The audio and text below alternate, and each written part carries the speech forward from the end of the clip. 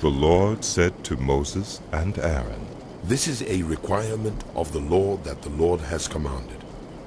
Tell the Israelites to bring you a red heifer without defect or blemish, and that has never been under a yoke. Give it to Eleazar the priest. It is to be taken outside the camp and slaughtered in his presence.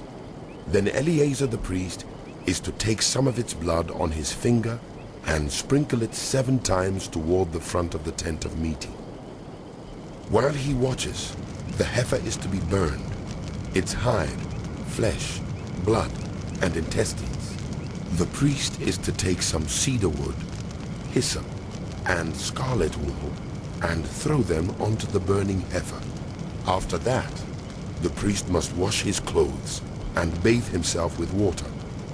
He may then come into the camp, but he will be ceremonially unclean till evening. The man who burns it must also wash his clothes and bathe with water, and he too will be unclean till evening.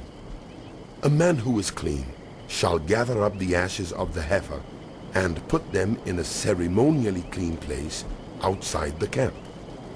They are to be kept by the Israelite community for use in the water of cleansing. It is for purification from sin.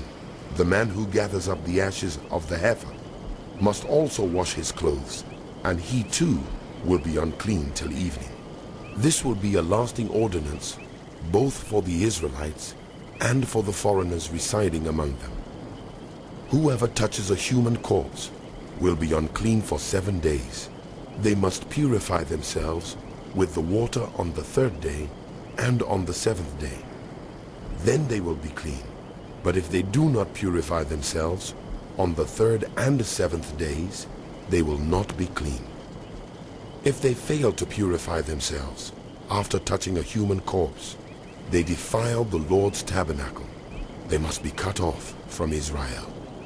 Because the water of cleansing has not been sprinkled on them, they are unclean. Their uncleanness remains on them. This is the law that applies when a person dies in a tent. Anyone who enters the tent and anyone who is in it will be unclean for 7 days, and every open container without a lid fastened on it will be unclean.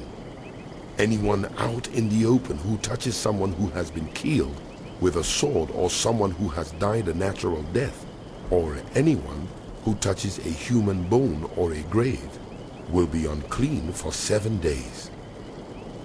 For the unclean person, put some ashes from the burned purification offering into a jar and pour fresh water over them. Then a man who is ceremonially clean is to take some hyssop, dip it in the water, and sprinkle the tent and all the furnishings and the people who were there. He must also sprinkle anyone who has touched a human bone or a grave, or anyone who has been killed, or anyone who has died a natural death. The man who is clean is to sprinkle those who are unclean on the 3rd and 7th days. And on the 7th day he is to purify them. Those who are being cleansed must wash their clothes and bathe with water, and that evening they will be clean. But if those who are unclean do not purify themselves, they must be cut off from the community, because they have defiled the sanctuary of the Lord. The water of cleansing has not been sprinkled on them, and they are unclean. This is a lasting ordinance for them. The man who sprinkles the water of cleansing must also wash his clothes, and anyone who touches the water of cleansing will be unclean till evening.